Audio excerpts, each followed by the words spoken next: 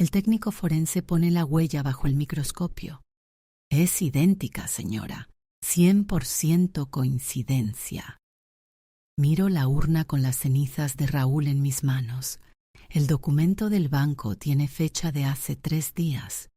Mi esposo murió hace 4 meses. No debería haber estado en ese banco esa mañana. Era martes, día de hacer mercado, pero había olvidado renovar el certificado de depósito que vencía ese día. Uno pequeño, de $20,000, que Raúl y yo habíamos abierto hacía 5 años para emergencias. El gerente me conocía, me había dado el pésame en el funeral. Por eso su cara de confusión me alertó antes que sus palabras. Señora Esperanza, hay un problema con el certificado. ¿Qué problema? Fue cancelado hace 2 meses. Imposible. Yo no he tocado ese dinero. Sacó una carpeta. La abrió con cuidado sobre el escritorio de vidrio. Un formulario de cancelación. Mi nombre estaba ahí, pero no era mi firma. Y abajo, clara como el día, una huella dactilar en tinta roja. El índice derecho, según indicaba la casilla. Esta no es mi firma, le dije. Y definitivamente no es mi huella. Lo sé, por eso hay un problema. Según nuestros registros, esta huella corresponde al señor Raúl Mendoza. Mi esposo murió en enero. Esto tiene fecha de marzo. El silencio en esa oficina fue tan denso que podía cortarse. El gerente, un hombre joven llamado Alberto, que no tendría más de 35 años, se aflojó la corbata. Señora Esperanza, necesito hacer algunas llamadas.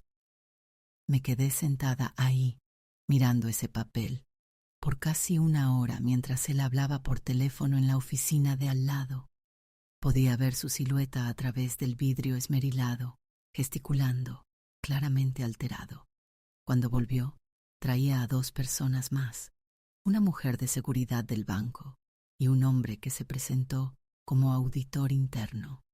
Necesitamos verificar algunas cosas, dijo el auditor, un tipo calvo con lentes de armazón metálico.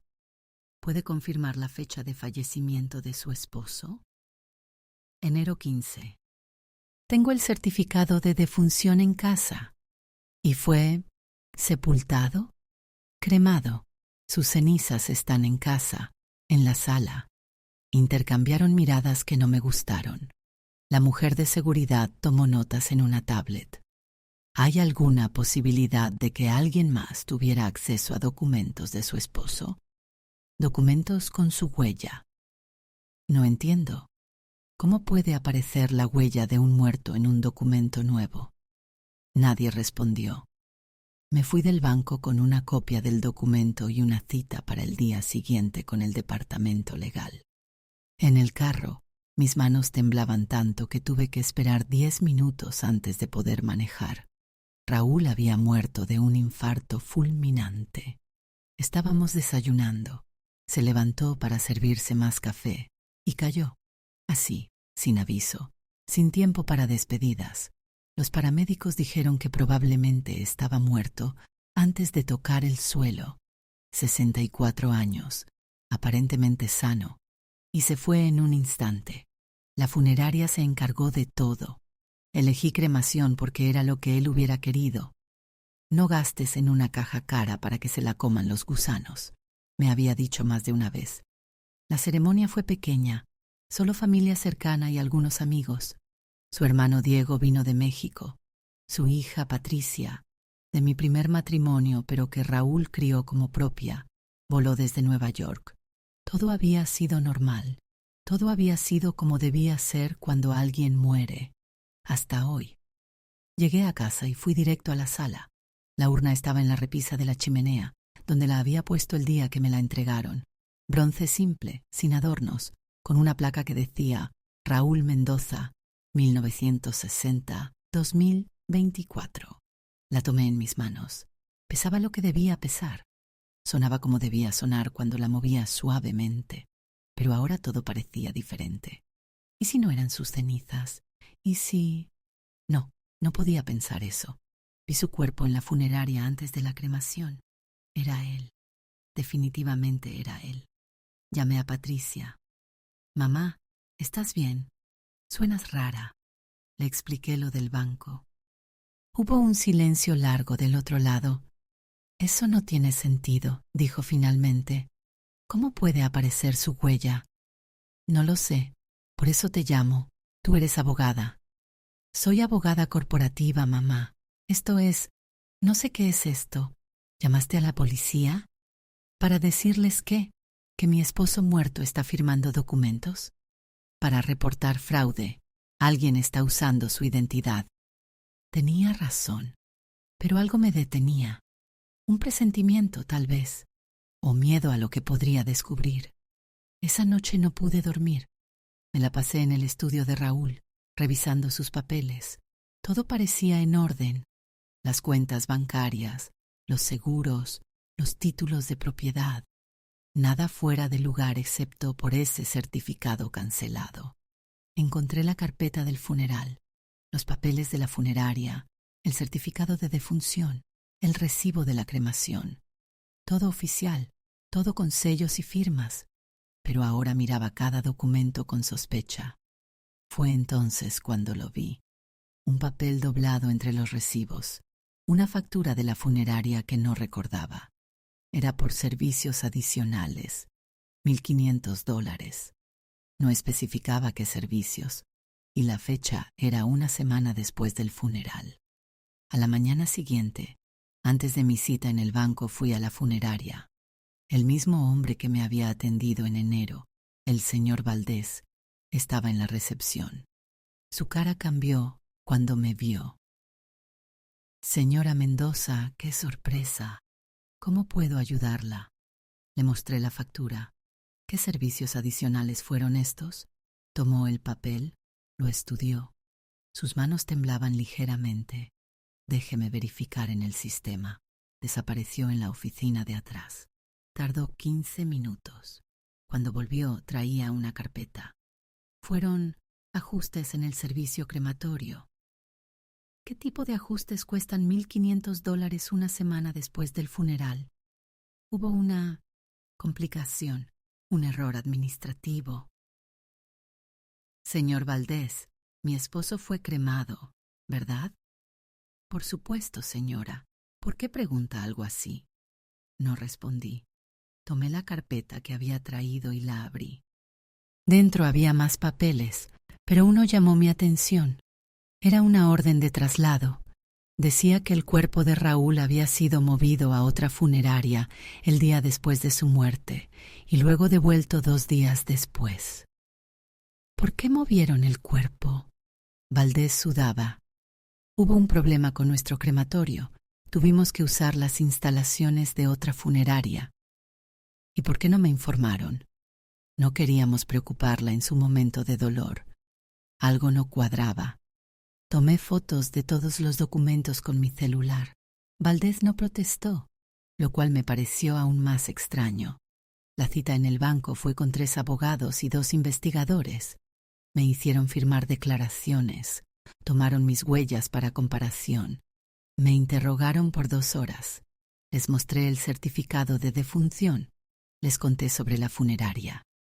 Vamos a necesitar hacer una investigación completa, dijo la abogada principal, una mujer de unos 50 años, con un traje gris impecable. Esto podría ser un caso sofisticado de robo de identidad. ¿Y mi dinero? Por ahora, los 20,000 están congelados. Si se prueba fraude, el banco será responsable. Salí del banco agotada. Eran apenas las 2 de la tarde, pero sentía que había vivido una semana entera. En el estacionamiento mi celular sonó. Número desconocido. ¿Esperanza? La voz me heló la sangre. Sonaba como Raúl. No parecida, idéntica. ¿Quién es? No hagas preguntas, deja de investigar. ¿Quién eres? Grité, pero la llamada se cortó. Mis manos temblaban tanto que se me cayó el teléfono. Cuando lo recogí, la pantalla estaba rota, como mi vida desde esa mañana en el banco. Manejé a casa en piloto automático. La voz resonaba en mi cabeza. Era imposible. Los muertos no llaman por teléfono. Alguien estaba jugando conmigo. ¿Pero quién? ¿Y por qué? Cuando llegué, había un carro desconocido en la entrada, un sedán negro con vidrios polarizados.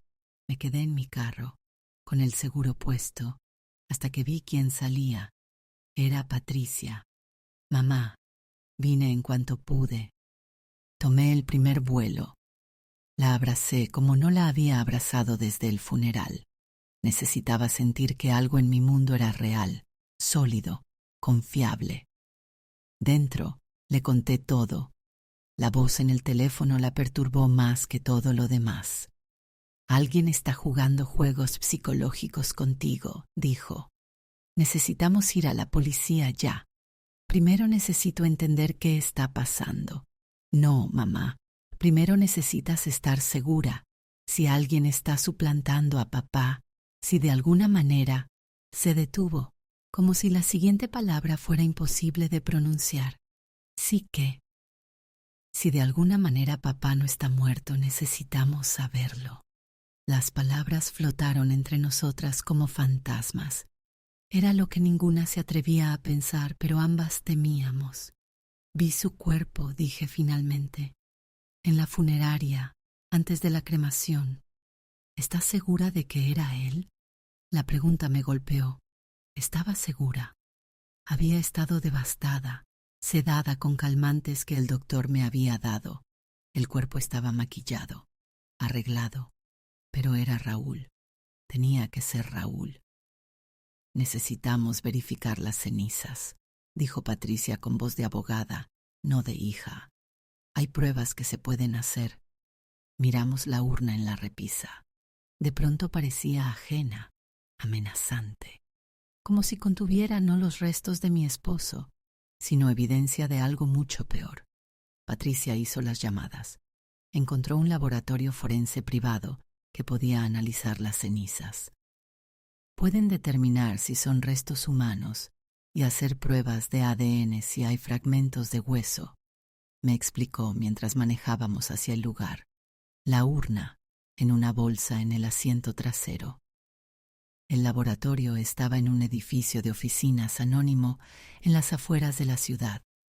El doctor Chen, el forense que nos recibió, era un hombre pequeño con manos delicadas que tomó la urna como si fuera cristal. Tardaremos unos días en tener resultados completos, dijo. Pero puedo hacer algunas pruebas preliminares ahora mismo si gustan esperar. Esperamos en una sala que olía a desinfectante y a algo más que no podía identificar. Patricia trabajaba en su laptop. Yo miraba la pared blanca tratando de no pensar. Media hora después, el doctor Chen volvió con una expresión que no auguraba nada bueno. Señora Mendoza, los restos son definitivamente humanos, pero hay algo inusual. ¿Qué? La composición sugiere que la cremación se hizo a una temperatura más baja de lo normal y hay aditivos, sustancias que normalmente no encontramos en cenizas de cremación estándar. ¿Qué tipo de sustancias? Necesito más pruebas para estar seguro, pero parece que alguien mezcló estas cenizas con otra cosa, tal vez para aumentar el volumen. Patricia y yo nos miramos. ¿Está diciendo que no todas las cenizas son de mi esposo? Estoy diciendo que hay irregularidades. Déjeme hacer las pruebas de ADN. 3 días y tendremos respuestas. Salimos del laboratorio en silencio. En el carro, Patricia explotó. Esto es una locura. ¿Quién adultera cenizas? ¿Y para qué? No tenía respuestas. Pero esa tarde las empecé a buscar. Diego, el hermano de Raúl, vivía en Tijuana, pero tenía un departamento en San Diego que usaba cuando venía de visita. Lo llamé. Esperanza, qué sorpresa. ¿Todo bien? Diego, necesito preguntarte algo. El día del funeral, ¿notaste algo raro? Hubo una pausa. ¿A qué te refieres? Con el cuerpo, con Raúl. ¿Te pareció normal? Esperanza, ¿qué está pasando? Le conté lo básico. La huella en el banco, las cenizas adulteradas. Podía escuchar su respiración acelerarse. Voy para allá, dijo. Llegó en 3 horas. Mientras esperábamos a Diego, Patricia y yo revisamos todos los papeles de Raúl. Encontramos más anomalías. Una transferencia de $50,000 hecha 3 días después de su muerte, de una cuenta que yo no sabía que existía. Un poder notarial firmado una semana antes de morir, dándole autoridad a alguien llamado Manuel Reyes para manejar ciertos asuntos. No conocía a ningún Manuel Reyes. Diego llegó cuando ya oscurecía. Había envejecido 10 años en los 4 meses desde el funeral. Se sentó pesadamente en el sofá y me miró fijamente. «Hay algo que no te dije», empezó. «El día antes de morir, Raúl me llamó. Estaba raro, nervioso. Me dijo que si algo le pasaba, cuidara de ti». «¿Y no te pareció extraño?» «Sí, pero pensé que era paranoia. Había estado preocupado por su salud últimamente». Nunca me dijo nada. «Hay más». Diego sacó su celular. Buscó algo. Me mandó esto ese mismo día. Era un mensaje de texto. «Si algo me pasa, busca en el taller. Caja de herramientas roja. Segundo cajón, fondo falso. El taller». El sagrado espacio de Raúl en el garaje donde pasaba las tardes de domingo arreglando cosas que no necesitaban arreglo. No había entrado ahí desde su muerte. Los 3 fuimos al garaje. El taller estaba exactamente como él lo dejó. El olor a aceite y aserrín me golpeó con una ola de nostalgia tan fuerte que tuve que agarrarme de la puerta. La caja de herramientas roja estaba en su lugar de siempre. Diego abrió el segundo cajón. Herramientas normales. Pero cuando las sacó todas, efectivamente, había un fondo falso. Lo levantó. Dentro había un sobre manila grueso y una memoria USB. Patricia tomó el sobre mientras yo conectaba la USB en la laptop que había traído. Contenía docenas de archivos, documentos escaneados, fotos, grabaciones de audio. «Dios mío», dijo Patricia leyendo los papeles. Papá estaba investigando algo. Los documentos eran extractos bancarios, contratos, correos electrónicos impresos, todos relacionados con una empresa llamada Desarrollos del Pacífico. El nombre me sonaba familiar. «Esa es la empresa de Armando», dije de pronto. Armando Solís, el mejor amigo de Raúl desde la universidad, socio de negocios ocasional. Había estado en el funeral, llorando como si hubiera perdido a un hermano. Diego abrió uno de los archivos de audio en la computadora. Era la voz de Raúl. «Enero 12, 3 días antes de... Lo que sea que vaya a pasar. Si estás escuchando esto, significa que mis sospechas eran ciertas. Armando está involucrado en algo grande. Lavado de dinero, creo. Usa empresas fantasma. Mueve millones. Descubrí todo por accidente revisando unos contratos viejos. Cuando lo confronté, su reacción nunca lo había visto así. Amenazante. Dijo que me mantuviera al margen si sabía lo que me convenía. Pero tengo pruebas. Están todas aquí. Si algo me pasa, no es un accidente». La grabación continuaba, detallando esquemas financieros que yo apenas entendía, pero que Patricia, con su experiencia legal, identificó inmediatamente como fraude mayor. «Esto es evidencia de crímenes federales», dijo. Papá estaba sentado sobre una bomba. Mi celular sonó. Número desconocido otra vez. Esta vez puse el altavoz.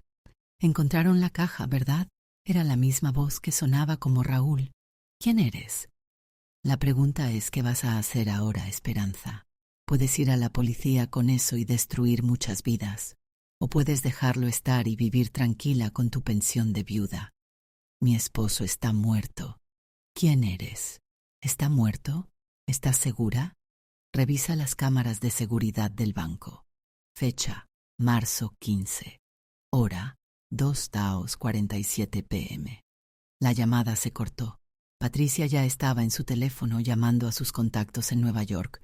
Diego miraba los documentos con expresión de horror. Yo me quedé ahí, paralizada, procesando lo que acababa de escuchar. Marzo 15. El día que cancelaron el certificado de depósito. Al día siguiente, armada con una orden judicial que Patricia consiguió mediante sus contactos, obtuvimos acceso a las grabaciones de seguridad del banco. El gerente Alberto nos llevó a la sala de monitoreo. Aquí está, dijo señalando la pantalla. Marzo 15, 2:47 p.m. La imagen era clara. Un hombre con gorra de béisbol y lentes de sol entrando al banco. La complexión era similar a la de Raúl. La forma de caminar. Me acerqué a la pantalla. ¿Puede acercar la imagen? Alberto manipuló los controles. El rostro se hizo más grande, pero los lentes y la gorra ocultaban las facciones. Pero había algo en la mandíbula, en la forma de los labios. Es él, susurré. Es Raúl. Mamá, no puede ser, dijo Patricia. Vimos el cuerpo. ¿Vimos el cuerpo? ¿O vimos un cuerpo? Diego había estado callado, pero ahora habló. Hay algo más que no les he dicho. El día que identificamos el cuerpo en la funeraria, antes de que llegaras, Esperanza, noté algo raro. Raúl tenía una cicatriz en el hombro derecho, de cuando nos caímos de un árbol de niños. El cuerpo en la funeraria. No pude ver bien el hombro. Estaba cubierto. Cuando pregunté, me dijeron que era por el proceso de embalsamamiento. Las piezas empezaban a encajar de una manera que desafiaba toda lógica. Pero antes de poder procesar todo, el celular de Patricia sonó. Era el doctor Chen del laboratorio. Necesitan venir inmediatamente. Los resultados del ADN. Necesitan ver esto en persona. El viaje al laboratorio fue en silencio total. Cada uno perdido en sus pensamientos, en las imposibles posibilidades que se abrían ante nosotros. El doctor Chen nos esperaba en su oficina, con una expresión que nunca olvidaré. Las cenizas contienen ADN humano, pero de dos personas diferentes. Aproximadamente 70% corresponde a un hombre de entre 60 y 70 años, grupo sanguíneo, O positivo, que coincide con los registros médicos del señor Mendoza. El otro 30% es de origen desconocido, pero también masculino, edad similar. Está diciendo que mezclaron a mi esposo con otra persona. Eso parece, pero hay algo más perturbador. Encontramos trazas de sedantes en las cenizas, benzodiazepinas en concentraciones muy altas.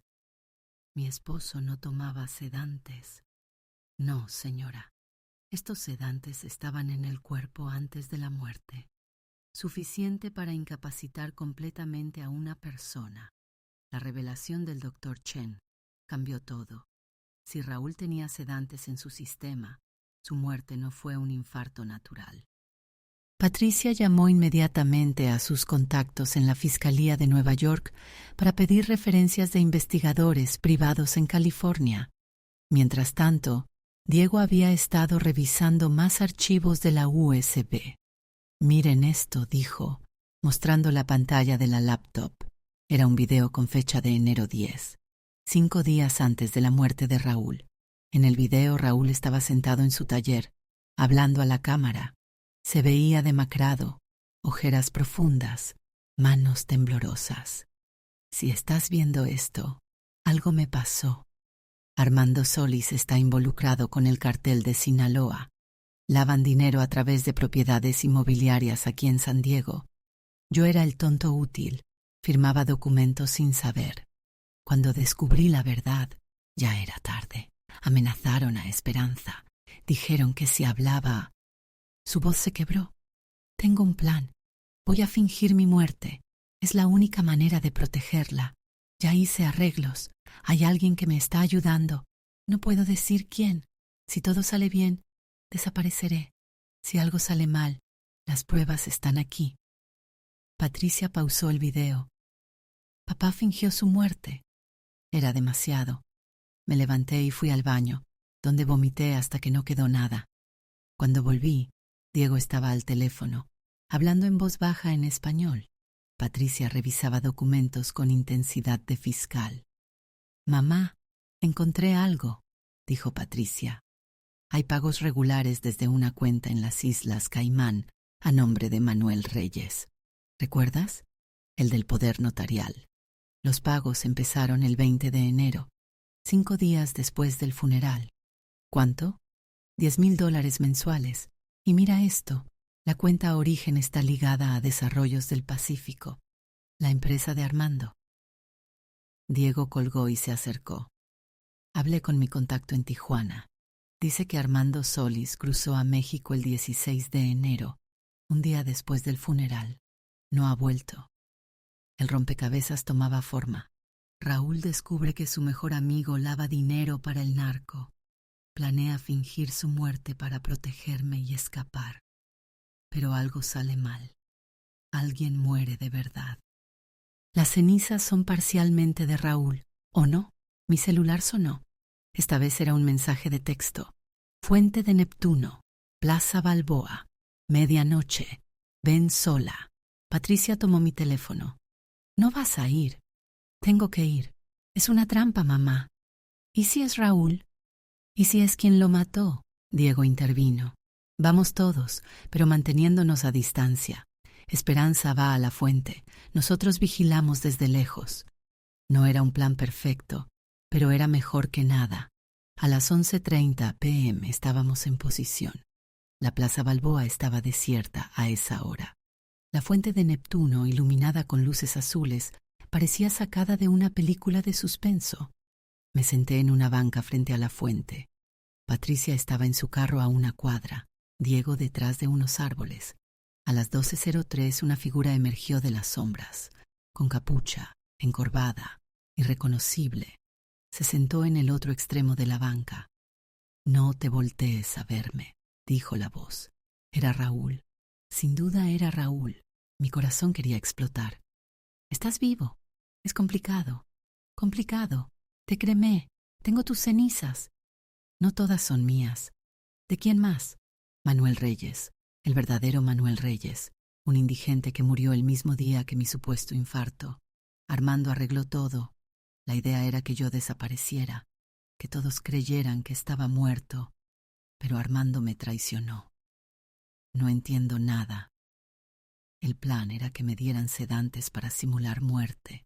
Despertaría en la otra funeraria, me irían a México. Pero Armando duplicó la dosis. Casi muero de verdad. Cuando desperté, ya habían empezado la cremación. El empleado de la funeraria, sobornado por Armando, me sacó a tiempo. Pero mis pies... Su voz se quebró. Por eso las cenizas son parcialmente mías. Sentí náuseas. Tus pies están quemados, parcialmente amputados. Por eso la capucha. Por eso no puedo mostrarte. Soy un monstruo ahora. Raúl, no. Escucha. Armando me tiene prisionero. Me mantiene vivo porque necesita mi firma para ciertos documentos. La cuenta en Caimán, los pagos mensuales son para mi manutención forzada. Me tiene en una casa en Rosarito. Escapé por unas horas para advertirte. Vamos a la policía ahora mismo. No puedes. Tiene videos, documentos falsificados que te implican a ti en el lavado de dinero. Si voy a la policía, te arrestarán a ti también. Por eso fingí mi muerte, para protegerte, pero no funcionó. Entonces, ¿qué hacemos? Hay una manera. Los documentos que encontraste, la USB, son solo parte. Tengo más pruebas escondidas. Con todo junto, podemos negociar inmunidad para ti y prisión para Armando. Pero necesito que hagas exactamente lo que te digo. Me dio instrucciones detalladas. Una caja de seguridad en un banco en Chula Vista, registrada a nombre de mi madre muerta hace 10 años. La llave estaba escondida en un libro específico en nuestra biblioteca. Adentro habría documentos que probarían todo. ¿Cómo sé que eres realmente Raúl y no alguien fingiendo? Hubo una pausa. El día que nos casamos, durante los votos, te dije algo al oído que no estaba en el guión. ¿Recuerdas qué fue? Mi corazón se detuvo. Dijiste, eres mi salvación, pero yo seré tu perdición. Y tenía razón, ¿verdad? Las lágrimas corrían por mi cara. Era él. Mi Raúl estaba vivo, mutilado, prisionero, pero vivo. Tengo que irme, dijo. Me están esperando. Si no regreso, sospecharán. Consigue los documentos. El fiscal federal James Morrison en San Diego, solo él. Nadie más. Es el único que no está comprado. Se levantó. Por un segundo, la luz de la fuente iluminó su perfil bajo la capucha. Era él, pero demacrado, envejecido décadas en meses. Raúl, espera. Te amo, Esperanza. Siempre lo hice. Perdóname por todo esto. Y desapareció en las sombras. Patricia y Diego corrieron hacia mí en cuanto la figura se alejó. ¿Era él?, preguntó Patricia. Sí. ¿Cómo es posible? Les conté todo. Diego estaba lívido. Patricia ya estaba googleando al fiscal Morrison. Es real, dijo. Tiene reputación de incorruptible. Llevó el caso de los hermanos Arellano Félix. Volvimos a casa en silencio. Encontré el libro que Raúl había mencionado, una primera edición de 100 años de soledad que me regaló en nuestro 10º aniversario. Dentro, pegada en la contraportada, estaba la llave. A la mañana siguiente fuimos al banco en Chula Vista. La caja de seguridad existía, registrada efectivamente a nombre de mi madre. La empleada del banco no hizo preguntas. Cuando mostré la llave y el certificado de defunción de mi madre, la caja contenía 3 carpetas gruesas, una docena de USB y un celular. Las carpetas tenían estados de cuenta, contratos, escrituras, todos mostrando el flujo de dinero desde México hasta propiedades en California. Millones y millones lavados a través de compras inmobiliarias. Pero lo más impactante estaba en una de las USB. Videos de Armando en reuniones con conocidos narcotraficantes, audio de amenazas y un video de Raúl, grabado claramente bajo coerción, firmando documentos mientras alguien fuera de cámara le apuntaba con un arma. Esto es suficiente para hundir a medio mundo, dijo Patricia. El celular en la caja empezó a sonar. Número desconocido. ¿Encontraste todo? Era Raúl. Sí. Bien. Escucha con cuidado. Armando sabe que escapé anoche. Va a mover todo su dinero y desaparecer. Tienes menos de 24 horas para actuar. Morrison los espera hoy a las 3 p.m. Edificio Federal, piso 15. No confíes en nadie más. ¿Dónde estás? Me están moviendo. No sé a dónde. Si no vuelves a saber de mí, ya sabes qué pasó. Raúl, no. La línea se cortó. Diego tomó el mando. Vamos al Federal ahora, no podemos esperar hasta las 3. Manejamos al edificio Federal en el centro de San Diego. La seguridad era intensa, pero Patricia, con su credencial de abogada de Nueva York, logró que nos dejaran pasar. Subimos al piso 15.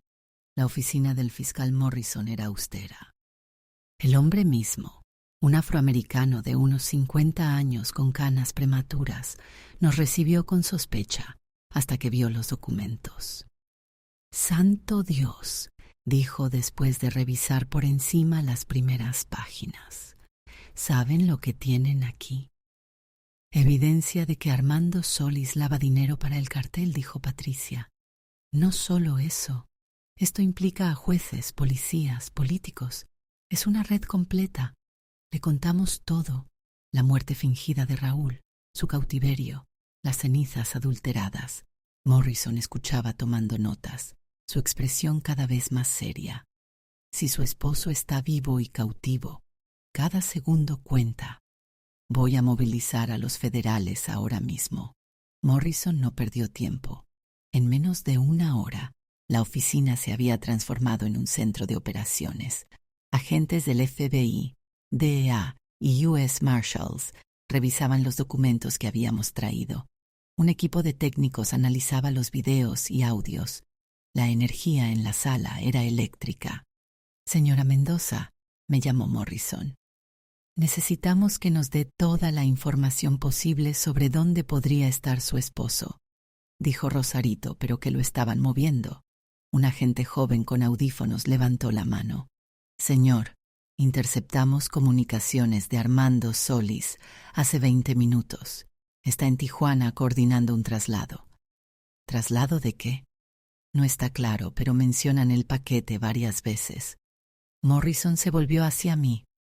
¿Su esposo tiene alguna condición médica que requiera atención especial? Sus pies. Empecé y tuve que parar para controlar la voz. Me dijo que están quemados, parcialmente amputados. Vi las miradas de horror en los rostros de los agentes. Morrison apretó la mandíbula. Eso lo hace vulnerable. No puede correr. Probablemente necesita medicación para el dolor y antibióticos. Rastreen compras de medicamentos especializados en farmacias de la frontera. Patricia había estado en su laptop todo este tiempo. Tío Diego llamó. Mira esto. En la pantalla había una noticia del periódico de Tijuana de esa mañana. Incendio en bodega deja un muerto sin identificar. Morrison se acercó. ¿Dónde fue esto? Zona industrial de Tijuana, cerca de la frontera. Momento, dijo Diego. Armando tiene una bodega en esa zona. La usaba para importaciones. O eso decía. Morrison dio órdenes rápidas. En minutos, tenía al agregado del FBI en Tijuana al teléfono. Después de una conversación tensa en inglés y español, colgó. El cuerpo encontrado en el incendio coincide con la descripción general de su esposo, pero pausó, eligiendo sus palabras. Está muy quemado. Identificación visual imposible. Sentí que el mundo se desmoronaba. Patricia me sostuvo antes de que cayera. No, dije. No puede ser. Hablé con él hace horas. ¿Cuándo fue el incendio?, preguntó Diego.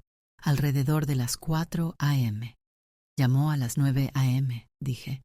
Después del incendio. Morrison me miró con algo parecido a la esperanza. ¿Estás segura de la hora? Completamente. Estábamos en el banco. Acabábamos de abrir la caja de seguridad. Entonces el cuerpo no es de su esposo. O... No terminó la frase, pero todos entendimos. O había otro cuerpo. O Raúl había mentido sobre estar cautivo. Mi celular sonó. Número privado. Morrison me hizo señas de contestar mientras un técnico conectaba un dispositivo de rastreo. ¿Esperanza? La voz era débil, ronca, pero era Raúl. ¿Dónde estás? Hospital General de Tijuana. Armando. Intentó matarme. Quemó la bodega conmigo adentro. Escapé por poco. Un vagabundo murió. Armando cree que soy yo. ¿Cómo escapaste? Soborné a uno de sus hombres, con promesas. Le dije dónde había más dinero escondido. Me sacó minutos antes del incendio. Morrison me pasó una nota. Manténgalo hablando. Raúl, estoy con el FBI. Van a ir por ti. Hubo silencio. No. Si Armando descubre que estoy vivo, ya es tarde para eso. Tenemos todas las pruebas. Van a arrestarlo. No entienden. Tiene gente en todos lados. En el FBI también. Morrison tomó el teléfono. Señor Mendoza, soy el fiscal federal Morrison.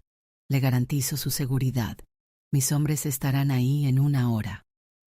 1 hora es mucho tiempo para morir, respondió Raúl. ¿Qué habitación? No estoy registrado. Estoy en urgencias, bajo el nombre de Juan Pérez. Pero escuchen, su voz se volvió urgente. Armando tiene un plan B. Si cae, activará una bomba sucia, información que destruirá a docenas de personas inocentes junto con los culpables. Chantaje, videos comprometedores, documentos alterados. ¿Dónde está esa información? No sé exactamente, pero su abogado, Carlos Mendoza, no es pariente mío a pesar del apellido. Él sabe. Está en San Diego, en el consulado mexicano ahora mismo, tratando de conseguir inmunidad diplomática para Armando. Morrison ya estaba dando órdenes, equipos movilizándose hacia el consulado y hacia Tijuana simultáneamente. Quiero ir a Tijuana, dije. Señora, es peligroso. Es mi esposo. Creí que estaba muerto por 4 meses. No voy a perderlo ahora. Morrison me miró largo rato. Está bien, pero va con escolta completa. El viaje a la frontera fue en una caravana de subs negras. Patricia y Diego venían conmigo. Cruzamos por una línea especial para autoridades. Del otro lado nos esperaban federales mexicanos. El Hospital General de Tijuana era caos controlado. Pasillos llenos, olor a desinfectante barato, gritos y llantos mezclados. Los agentes mexicanos nos escoltaron hasta urgencias. Lo vi antes de que él me viera a mí. Estaba en una camilla en un rincón, parcialmente oculto por una cortina. Incluso desde la distancia podía ver los vendajes que cubrían sus pies y parte de sus piernas. Su rostro estaba demacrado, barba de meses, pero era él, era mi Raúl. Me acerqué despacio. Sus ojos se abrieron y me vieron. Por un momento ninguno habló. Luego extendió su mano y yo la tomé. «Perdóname», susurró.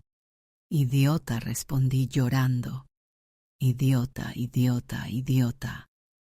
«Lo sé». Patricia y Diego se acercaron. Patricia lloraba abiertamente. Diego trataba de mantenerse estoico, pero le temblaba la barbilla. Un doctor mexicano se acercó. «Necesita cirugía reconstructiva en los pies y meses de rehabilitación, pero vivirá». «¿Puede viajar?», preguntó uno de los agentes del FBI. «Con cuidado médico adecuado, sí». Mientras coordinaban el traslado, Raúl me contó todo. Cómo había descubierto por accidente las operaciones de Armando, revisando contratos viejos. Cómo había tratado de reunir pruebas en secreto. Cómo Armando lo descubrió y lo amenazó. El plan desesperado de fingir su muerte que salió terriblemente mal. «Armando me quería muerto, pero me necesitaba vivo», explicó. «Por las firmas, los accesos a cuentas que solo yo tenía. Me mantuvo drogado, sedado la mayor parte del tiempo. Los momentos de lucidez eran para firmar documentos». «¿Por qué no me dijiste nada?» «Para protegerte. Si no sabías nada, no podían usarte. O eso pensé». Mi celular sonó. Era Morrison. «Tenemos a Armando y a su abogado, y la bomba sucia de información». Era un farol, Mosley. Algunos documentos comprometedores, pero nada que no podamos manejar. ¿Entonces se acabó? El principio del fin. Armando está cantando como canario, implicando a todos para conseguir un mejor trato. Pero sí, lo peor pasó. Le pasé el teléfono a Raúl. Mientras él hablaba con Morrison sobre testimonios y protección, miré alrededor.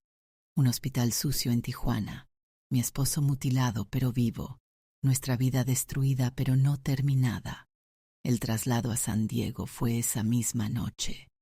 Ambulancia hasta la frontera, helicóptero médico del otro lado. Ingresó al UCSD Medical Center bajo nombre falso, con guardias las 24 horas. Las siguientes semanas fueron una nebulosa de declaraciones, testimonios y procedimientos médicos. Raúl tuvo 3 cirugías reconstructivas en los pies. Los doctores lograron salvar más de lo esperado, pero nunca volvería a caminar normal. Patricia se quedó en San Diego, coordinando la parte legal.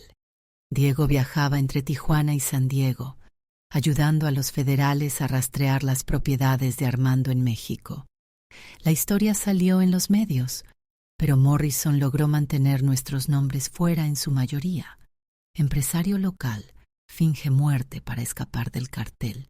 Era el tipo de titular que veíamos, sin mencionar específicamente a Raúl.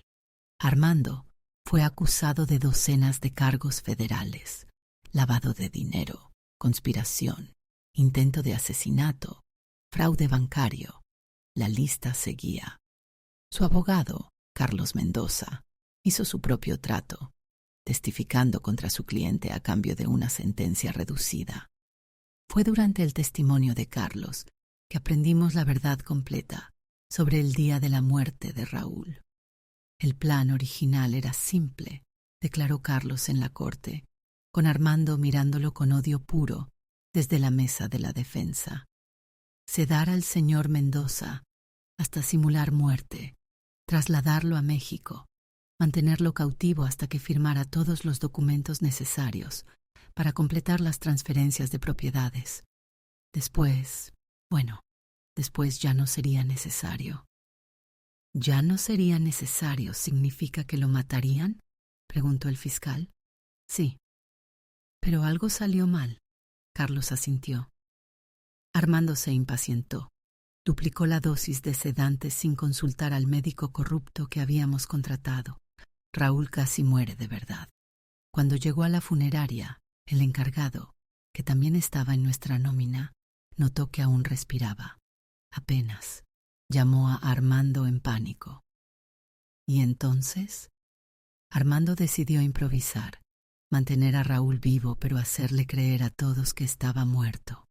El problema fue la cremación. Ya habían comenzado cuando se dieron cuenta. Por eso se detuvo, mirando hacia donde yo estaba sentada en la galería. Continúe, ordenó el juez. Por eso los pies. No pudieron detener la cremación a tiempo sin levantar sospechas. Tuvieron que dejar que parte del cuerpo se quemara. Escuché a Patricia jadear a mi lado. Yo apreté los puños hasta que las uñas se clavaron en las palmas. ¿Y el otro cuerpo? Manuel Reyes, un indigente que murió de sobredosis esa misma noche. Armando pagó al forense para que lo certificara como Raúl Mendoza. Mezclaron las cenizas para que el peso fuera correcto. El juicio duró 3 semanas. Al final, Armando fue sentenciado a 45 años en prisión federal. No saldría vivo. Carlos recibió 12 años. Los demás cómplices, incluyendo el empleado de la funeraria y el médico corrupto, recibieron sentencias variadas. Pero el verdadero juicio era personal. ¿Cómo reconstruyes una vida después de algo así? Raúl volvió a casa después de 2 meses en el hospital, la casa que había compartido con su viuda por 4 meses. Fue extraño, surrealista. La urna con las cenizas mixtas seguía en la repisa. No sabíamos qué hacer con ella. Deberíamos darle un entierro apropiado a Manuel Reyes, dijo Raúl una noche. Fue víctima también. Así lo hicimos. Contactamos a la oficina del forense, que confirmó que no tenía familia conocida. Organizamos un servicio pequeño, solo nosotros y el padre Miguel, de nuestra parroquia. Enterramos las cenizas en el cementerio municipal, con una lápida que decía Manuel Reyes y Raúl Mendoza, parcial, unidos en circunstancias extraordinarias. Era macabro, lo sé, pero de alguna manera apropiado. La recuperación de Raúl fue lenta, no solo física, sino mental. Tenía pesadillas terribles. Se despertaba gritando, creyendo que aún estaba cautivo. Empezó terapia, los 2 lo hicimos. Teníamos que aprender a confiar de nuevo, a vivir sin mirar sobre el hombro. Patricia volvió a Nueva York, pero venía cada mes. Se había tomado muy personal todo el caso, determinada a asegurar que todas las propiedades obtenidas con dinero sucio fueran confiscadas. Era su forma de procesar el trauma. Diego se mudó temporalmente con nosotros. Decía que era para ayudar con Raúl, pero yo sabía que también él necesitaba sanar. Ver a su hermano muerto y luego vivo, pero mutilado, lo había afectado profundamente. Una tarde, 6 meses después del rescate, estaba en el jardín podando las rosas cuando escuché pasos irregulares detrás de mí. Raúl, con su nuevo bastón, se acercaba lentamente. Los médicos dicen que en 1 año podría caminar sin bastón, dijo, sentándose en la banca del jardín. Eso es bueno. Esperanza, tenemos que hablar sobre el futuro. Me senté a su lado. ¿Qué futuro? No podemos quedarnos aquí. Demasiados recuerdos, demasiada gente que sabe la historia. Necesitamos empezar de nuevo. ¿A dónde iríamos? Patricia nos ofreció ayuda para establecernos cerca de Nueva York. Connecticut, tal vez. Un lugar tranquilo, donde nadie nos conozca. Miré la casa donde habíamos vivido por 20 años, donde habíamos sido felices antes de todo esto, donde yo lo había llorado por muerto. ¿Y si Armando tiene más socios? ¿Y si no se encuentran? Morrison dice que con Armando en prisión y la organización desmantelada, el riesgo es mínimo. Además, estaríamos en el programa de protección de testigos si lo necesitáramos. El programa de protección de testigos, nuevas identidades, nueva vida. Era tentador y aterrador a la vez. Dame tiempo para pensarlo, le dije. Esa noche, mientras Raúl dormía con ayuda de sedantes, irónicamente los mismos que casi lo matan, pero en dosis terapéuticas, revisé nuestras finanzas. Los gastos médicos habían consumido gran parte de nuestros ahorros. La casa tenía una hipoteca que había tenido que sacar durante los meses que creí que Raúl estaba muerto. Las cuentas que Armando había usado fueron confiscadas, pero Morrison había mencionado algo sobre restitución. Víctimas del crimen organizado podían recibir compensación de los bienes confiscados. Patricia estaba trabajando en eso. A la mañana siguiente recibí una llamada que lo cambió todo. Señora Mendoza, soy Andrea López del FBI. Necesitamos que venga inmediatamente. Hay una situación. ¿Qué tipo de situación? Armando Solis fue asesinado en prisión esta madrugada y encontramos una nota que la menciona a usted. El edificio federal estaba en máxima seguridad cuando llegamos. Raúl, Diego, Patricia, que tomó el primer vuelo desde Nueva York, y yo fuimos escoltados directamente a la oficina de Morrison. Su expresión era sombría. Armando fue asesinado a las 3:47 a.m., comenzó sin preámbulos. 27 puñaladas, claramente un asesinato por encargo del cartel. ¿Por testificar?, preguntó Patricia. Eso pensamos inicialmente, pero luego encontramos esto. Morrison puso una bolsa de evidencia sobre la mesa. Dentro había una nota manchada de sangre. La caligrafía era de Armando. Si están leyendo esto, estoy muerto. Pero el juego no termina conmigo. Esperanza, querida Esperanza, siempre fuiste la clave. Raúl nunca te lo dijo, ¿verdad? Pregúntale sobre Sofía Herrera. Pregúntale sobre 1999. Pregúntale por qué realmente fingió su muerte. No fue solo por el dinero. La verdad está en el banco de Chula Vista, caja 447. La llave la tiene tu hermana, tu verdadera hermana. Mi mente se congeló. No tengo hermana. Morrison me miró con compasión. Verificamos. Hay una caja de seguridad 447 en ese banco, registrada a nombre de Sofía Herrera. Me volví hacia Raúl. Estaba blanco como el papel. ¿Quién es Sofía Herrera? Raúl no respondió. Solo miraba la nota como si fuera una serpiente venenosa. Raúl, ¿quién diablos es Sofía Herrera? Su voz se quebró. Es tu media hermana. El mundo se inclinó. ¿Qué? Tu padre tuvo otra familia. En Tijuana. Sofía es su hija. Tu hermana menor. ¿Cómo lo sabes tú y yo no? Porque Armando me lo dijo hace años. Lo usó para chantajearme. Sofía estuvo involucrada con el cartel. Armando amenazó con exponerla, con exponerte a ti por asociación. Por eso entré en sus negocios, para protegerte.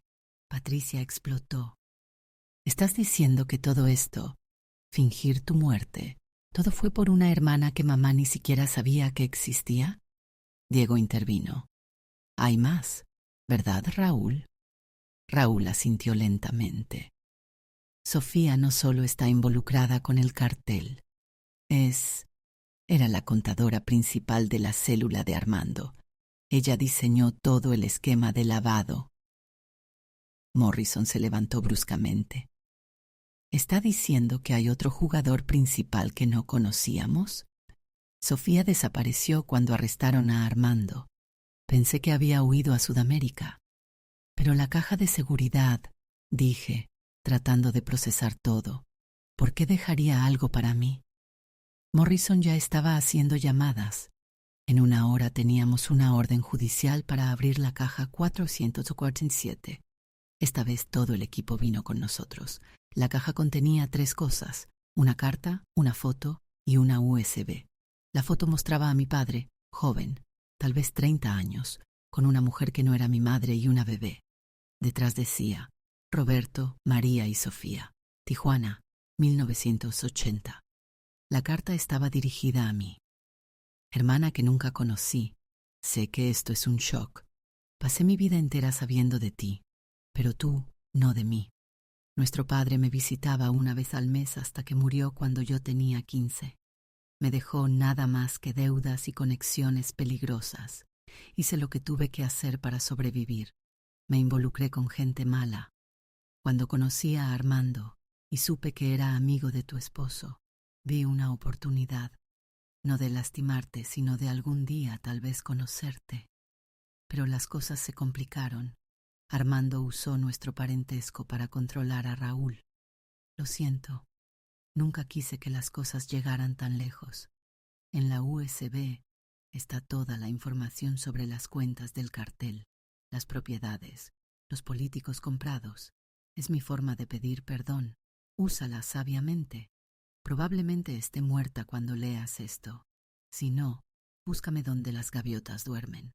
Tu hermana, Sofía. La USB contenía terabytes de información, estados de cuenta, videos, grabaciones, nombres, fechas, lugares. Era la operación completa del cartel en la costa oeste. Esto es, Morrison estaba sin palabras. Esto es evidencia para cientos de casos. ¿Dónde duermen las gaviotas?, preguntó Patricia. Diego respondió: es un dicho en Tijuana. Se refiere al malecón viejo, donde los pájaros anidan. Morrison ya estaba coordinando con las autoridades mexicanas. 2 días después, encontraron a Sofía Herrera viviendo bajo nombre falso en una casa rodante en el malecón de Tijuana. Estaba dispuesta a testificar a cambio de inmunidad parcial. La conocí en una sala de interrogatorios del lado americano de la frontera. Era extraño ver rasgos de mi padre en el rostro de esta extraña. Tenía 44 años, pelo negro con canas prematuras, ojos cansados. Siempre quise conocerte, dijo, pero no así. ¿Por qué involucraste a Raúl? No fui yo, fue Armando. Descubrió nuestra conexión por accidente. Yo trabajaba ya para el cartel. Él necesitaba a alguien que legitimara las propiedades. Cuando supo que eras mi hermana, vio la oportunidad perfecta. Chantajeó a Raúl con exponerte. Raúl trató de protegerte reuniendo evidencia contra Armando. Cuando Armando lo descubrió, decidió matarlo. Pero Raúl fue más listo. Propuso fingir su muerte. Armando aceptó porque aún necesitaba las firmas. El plan era mantenerlo cautivo hasta que todo el dinero estuviera lavado, luego matarlo de verdad. ¿Y tú qué ganabas? Sofía me miró directamente. Nada, perdía todo, mi negocio, mi seguridad y la posibilidad de algún día conocer a mi única familia de sangre. Por eso reuní toda la evidencia. Sabía que este día llegaría. Su testimonio llevó al arresto de 47 personas más. La red de Armando, ya debilitada, colapsó completamente. Sofía recibió 10 años en una prisión de mínima seguridad. Podría haber sido peor. La visité una vez antes de que la trasladaran. ¿Por qué mi padre nunca me dijo de ti?, le pregunté. Tu madre lo amenazó con divorciarse y quitarte si mantenía contacto con nosotras. Él eligió. No lo culpo. Yo hubiera elegido igual. Era una respuesta simple para una vida de secretos.